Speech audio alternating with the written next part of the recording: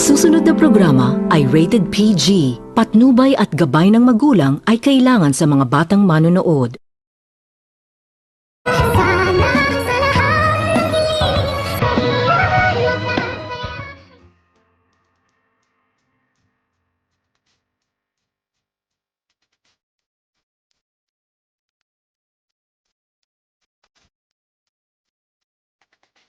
Tapos nitong maisipan ni Annalyn na pumunta sa Apex Medical Hospital upang kakumustahin ang kanyang pinsan na itong si Justin, at hindi lang ang kanyang pinsan, upang makita din nito ni Annalyn ang kanyang ama na itong si Dr. Tanyag, at pati na umano ang kanyang tita Giselle ay dito. Excited itong si Annalyn na nangligpit sa kanyang mga gamit, at pagkatapos nitong magligpit ni Annalyn ay dali-dali na itong umalis at nagtungo sa Apex Medical Hospital, at hindi na ito nagpapaalam sa kanyang ina dahil wala umano itong si Annalyn sa kanyang ina simula na nag-asawa na umano ito kay Dr. Carlos. At habang nagtungo na itong si Annalyn sa Apex Medical Hospital ay masayahin naman din itong si Annalyn, at habang naglalakad ito ay nagpakanta-kanta pa itong si Annalyn, ngunit hindi nito supat akalain ni Annalyn nang makarating na ito sa loob ng Apex Medical Hospital ay kanyang nakikita itong si Zoe at itong si Justin, kung kaya't agad naman din itong nilapitan ni Annalyn itong dalawa, ngunit nang malapitan na nito ni Annalyn ay ikinabulagta nito ni Annalyn ang kanyang naririnig galing sa bibig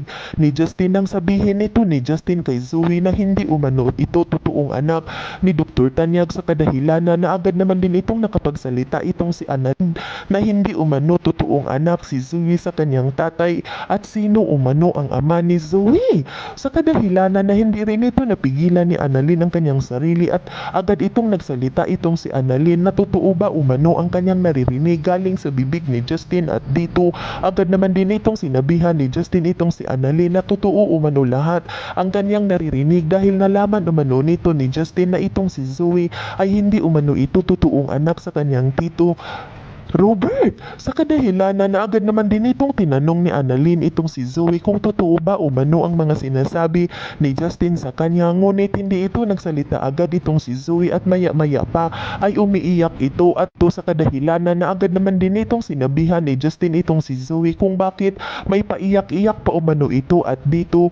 gulat na gulat naman din itong si Justin nang magsalita itong si Zoe na sinisiraan lang umano nito ni Justin itong si Zoe kay Annalyn, hindi umano nito totoong kapatid ni Annalyn itong si Zoe, dahil gusto umano nito ni Justin na kinin umano lahat buong yaman ng mga Tanyag. Yan ay ating aabangan sa susunod pa na pangyayari sa kaganapang ito ng abot kamay na pangarap. Huwag mong kalimutang isubscribe at i-hit ang notification bell ng aking channel.